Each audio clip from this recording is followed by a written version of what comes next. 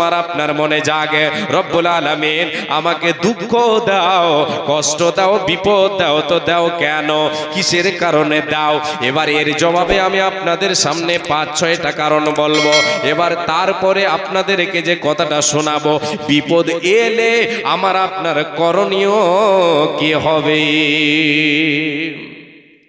বিপদ আসবে, কেন আসে একটা কথা, দ্বিতীয় কথা আসলে কি করতে হবে।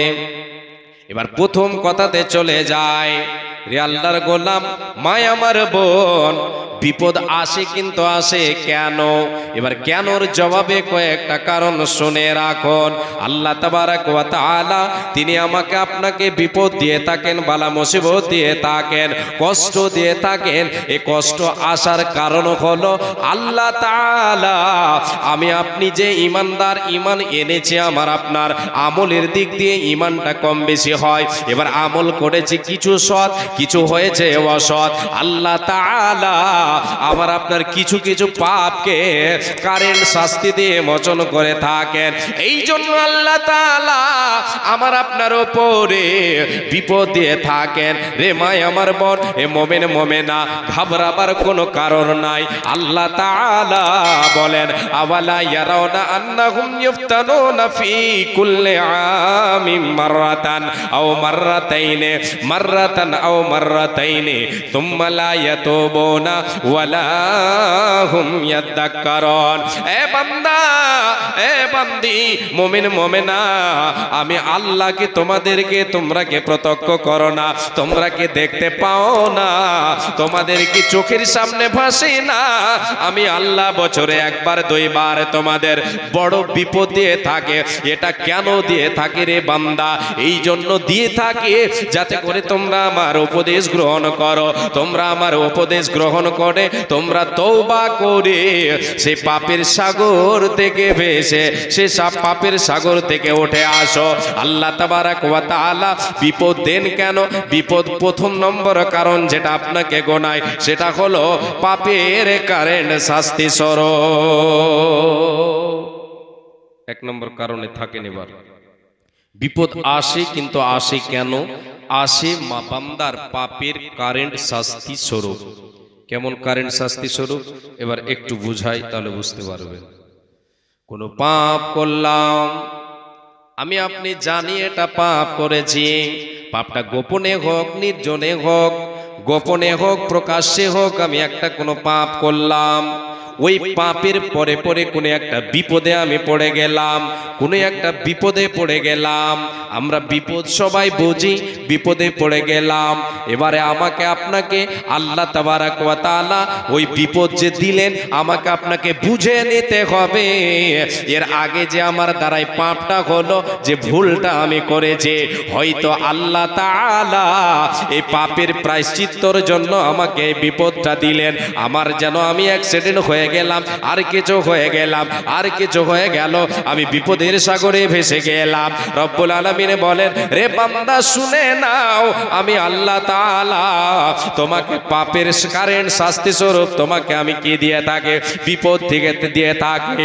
যহরাল ফাসাদু ফিল বাররি ওয়াল বাহরি বিমা কাসাবাত আইদিন নাস লিয়ুযিকাহুম বাদাল্লাযী আমিলু লাআল্লাহুম ইয়ারজিউন। এ বান্দা, জলে এবং স্থলে বিপর্যয় ছড়িয়ে পড়েছে, বিপদ ছড়িয়ে পড়েছে। এটা কেন ছড়ালো? বিপদগুলো ছড়িয়ে পড়েছে কেন? ভাইরাস কেন ছড়িয়ে পড়েছে? করোনা ভাইরাস কেন ছড়িয়ে পড়েছে? অসুখ বিসুখগুলো কেন ছড়িয়ে পড়েছে? রে বান্দা, এটা তোদের হাতের কামাই, তোদের পাপের দরুন, তোদের পাপের দরুন, তোদের হাতের কামাই। আমি আল্লাহ এই পাপের দরুন কিছু কিছু পাপকে মোচন করে দেওয়ার জন্য, তোমার কিছু পাপকে ধুয়ে মুছে সাফ করে দেওয়ার জন্য তোমাকে আমি আল্লাহ বিপদ দিয়ে থাকে, তোমাকে অসুখ দিয়ে থাকে, তোমাকে কষ্ট দিয়ে থাকে, যাতে করে বান্দা তুমি আমার দিকে ফিরে আসো। আল্লাহর গোলাম, আজকে দেখেন জলে স্থলে বিপর্যয়, বিপদ আপদ ছড়িয়ে পড়েছে না পড়ে নাই? আজকে আমরা যে সমস্ত অসুখগুলোর নাম শুনি, আজ থেকে নিয়ে 20-30 বছর আগে সে অসুখগুলোর নামই জানতো না কেউ। কথাটা খারাপ কি বলেন তো? গ্যাস, এই যে সামান্য গ্যাস, এটা তো একটা অসুখ। এটাতে মানুষ শান্তিতে থাকে? শান্তিতে থাকে না। ভেজাল খেয়ে খেয়ে, এই পার্থিব জগতের ভেজাল খেয়ে খেয়ে মানুষের পেটে গ্যাস, প্রতিটা খাবারে গ্যাস। জি, গ্যাস নামে অসুখটা আজ থেকে নিয়ে 30 বছর আগের লোকেরা জানতো যে গ্যাস কি জিনিস? কিছু বুঝতো না। এখন গ্যাসের জন্য ওষুধ খেতেই থাকে। প্যারালাইসিস, এই অসুখটাও একটা নতুন একটা অসুখ। বিভিন্ন ধরনের অসুখগুলি এখন ছড়িয়ে পড়েছে। এটা কিসের জন্য ছড়িয়ে পড়েছে? এই বিপদগুলো ছড়িয়ে পড়েছে কেন? আমার আল্লাহ বলেন, তোমার হাতের কামাই রে বান্দা, তোমাদের পাপের দরুন এগুলি ছড়িয়ে পড়েছে জলে স্থলে। এর বিনে এগুলি দিয়ে আমি আল্লাহ তোমার পাপ, কিছু কিছু পাপকে মোচন করে থাকি, যাতে করে তুমি আমার কাছে ফিরে আসো। রে আল্লাহর গোলাম, আমি আপনি পাপ করেছি, ওই পাপের পরে পরে আল্লাহ তাআলা আমাকে আপনাকে বিপদ দিয়ে, কারেন্ট শাস্তি দিয়ে আমার আপনার কিছু কিছু পাপকে মোচন করে দেন। একবার জোরে বলেন সুবহানাল্লাহ। দ্বিতীয় নাম্বার কারণ শুনে নেন। রে আল্লাহর গোলাম, বিশ্ব নবী দয়ার কান্ডারে বলেছেন, রে উম্মাত উম্মাতিরা, মুমিন মুমিনা, তোমরা শুনে রাখো, কর্ণপাত করে শুনে নাও। আল্লাহর নবী বলেন, বিপদ আসে বান্দার, মুমিনের কারেন্ট পাপের কাফারা স্বরূপ, পাপ করেছে ওই পাপের কাফারা স্বরূপ আল্লাহর পক্ষ থেকে বিপদ আপদ আসি। একটা হয় কারেন্ট শাস্তি, কোন পাপ করলাম, ওই পাপের পরে পরে আল্লাহ তাআলা কোন একটা বিপদে আমাকে ফেলে দিলেন, ভেজালে ফেলে দিলেন, ওখানে ওই পাপের শাস্তি হয়ে যায়। কিছু কিছু পাপ লিয়াযুইকাহুম বাদাল্লাযী আমিলু, মানে কিছু কিছু পাপকে আল্লাহ তাআলা মোচন করে দেন, সব পাপ না। এই আয়াতে আল্লাহ তাআলা বলেন, আগের আয়াতে। এবারে দ্বিতীয় কথা আপনাকে বলছি, পাপের কাফারা স্বরূপ। কাফারাটা কেমন করে এটা বুঝবেন ভালো করে। আজকের আলোচনা আপনারা ধীর স্থির ভাবে শুনে যান। অল্প সংখ্যক হলেও আজকের জলসা কিন্তু খুব শান্ত, আলহামদুলিল্লাহ।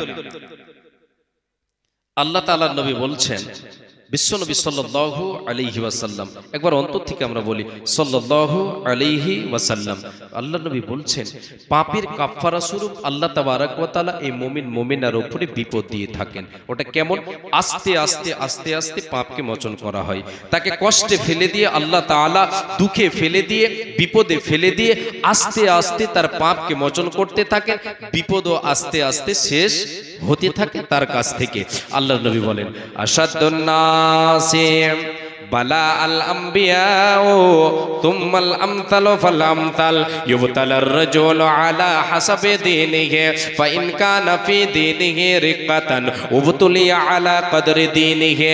বিশ্বনবী বলেন, রে উম্মাত উম্মতিরা শুনে নাও, পৃথিবীর বুকে যতগুলো মানুষ রয়েছে, আদম থেকে নিয়ে কিয়ামত পর্যন্ত সমস্ত মানব যারা আসবে চলে গেছে, সমস্ত মানবের ভেতরে আমার আল্লাহ যাদেরকে বেশি পরীক্ষিত করেছেন, যাদেরকে বিপদ আপদ বেশি দিয়েছেন, যাদেরকে দুঃখের সাগরে বেশি ভাসিয়েছেন, তিনারা কে? তারা হলেন নবী এবং রাসূলেরা, পয়গম্বরদেরকে আমার আল্লাহ সমস্ত মানুষের চেয়ে বেশি বিপদের সম্মুখীন করেছেন। কেন কেন কেন? ইমানদারের দিক দিয়ে নবীরা হলেন হিরো, ইমানের দিক দিয়ে নবীরা হলেন হিরো, যার কারণে যার যতটা ইমান, নবীদের ইমানের কাছে আমার আপনার ইমান কাজে লাগবে না। আমার আপনার ইমানের থেকে অনেক অনেক গুণে বেশি নবীদের ইমান রয়েছে, যার জন্য আল্লাহ নবীদেরকে বেশি বিপদে দিয়েছেন, বেশি বিপদ আপদ দিয়েছেন, দুঃখ কষ্ট দিয়েছেন, বালা মুসিবত দিয়ে দুঃখের সাগরে ভাসিয়েছেন। আল্লাহর নবী বলেন, এ উম্মাত উম্মতিরা শুনে নাও, তুম্মাল আমসালু ফাল আমসাল, এরপরে যার যেমন গুণ ইমান হবে, যার যতটা ইমান হবে, ইমানে মজবুতি যার যেমন যতটা হবে, তাকে আল্লাহ সেই পরিমাণ বিপদ দেবে। যদি দিনে মজবুতি আমার থাকে, আপনার থাকে বেশি, আল্লাহ তাআলা ওই পরিমাণ আমাকে আপনাকে যাচাই করবেন, ওই পরিমাণ বিপদের সাগরে ভাসাবেন। ইমান যেমন তেমন আল্লাহ তাআলা আমাকে আপনাকে ভাসাবেন। এবার নবীজি হাদিসে বলছেন, মুমিন মুমিনা শুনে নাও, আল্লাহ তাআলা তোমাকে বিপদে ফেলে রাখবেন। মুমিন মুমিনাকে আল্লাহ পরীক্ষা করবেন, বিপদে ফেলে রাখবেন। দুনিয়াতে সে বিপদে পড়ে থাকবে, তাকে বিপদে রাখবেন, আস্তে আস্তে তার পাপগুলিকে মোচন করতে থাকবেন। এমন একটা পর্যায়ে আল্লাহ তাআলা তাকে পৌঁছে দেবেন, সে বিপদে পড়ে থাকবে। আল্লাহ তাআলা এমন একটা পর্যায়ে পৌঁছে দেবেন, হাদিসের শেষ বাক্যটা নবীজি আমার বলেছেন, ওই বান্দাকে আল্লাহ তাআলা ওই বান্দিকে দুনিয়ার জমিনে আবার ছেড়ে দেবেন, দুনিয়ার জমিনে আবার সে চলবে। ওয়া মা আলাইহি খতিয়াতুন, তার কোনো গুনাহ থাকবে না। সমস্ত গুনাহকে, সমস্ত পাপকে আল্লাহ তাআলা তাকে দীর্ঘদিন বিপদে রেখে তার পাপগুলিকে মোচন করে দেবেন। রে আল্লাহর গোলাম, রে মায় আমার বোন মুমিন রে, কোন জিনিস হারাবার নাই, মুমিনের কোন জিনিস হারাবার নাই। মুমিনের সর্ব বিষয় হলো কল্যাণকর, বিপদে পড়লেও লাভ, আর সে যদি সুখে থাকে সেটাও তার লাভ। আল্লাহর নবী বলেন, আল্লাহ তাআলা ওই মুমিন মুমিনাকে বিপদে ফেলে রেখে আস্তে আস্তে তার পাপকে মোচন করে তাকে ধুয়ে মুছে সাফ করে দেন। দুনিয়ায় সে বেঁচে গেল, দুনিয়ায় আয়ু আরো তার রয়েছে। ওয়া মা আলাইহি খতিয়াতুন, জমিনের বুকে চলবে, তার কোনো গুনাহ থাকবে না, কোনো পাপ থাকবে না। অন্য একটা হাদিসে নবীজি আমার বলেছেন, যদি সে বিপদে পড়ে থেকে আল্লাহর পেয়ারা হয়ে যায়, সে দুনিয়া ত্যাগ করে চলে যায়, আল্লাহ রব্বুল আলামিনের কাছে যদি চলে যায়, অর্থাৎ সে যদি মারা যায়, বিপদে পড়ে মারা যায়, বিপদে পড়ে আছে, মারা গেল, চলে গেল, তার জীবনের আয়ু শেষ হয়ে গেল।